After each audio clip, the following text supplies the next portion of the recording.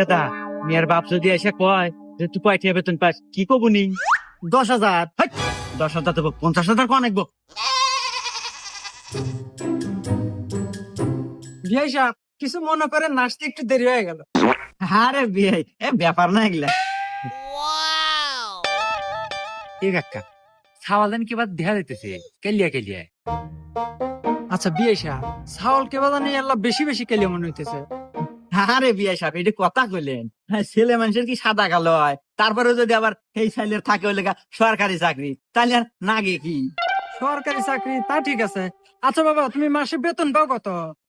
পাই মাসে 50,000 টাকা। মাসে 50,000? কি রে এখন না খারাই গেছো, যা তাড়াতাড়ি বক্স দিয়ে বিয়া ফাইনাল। তুই বেতন পাস 50,000, মাস শেষে আমার কাজে না দিস 10,000, আর 40,000 টাকা কাক দিস।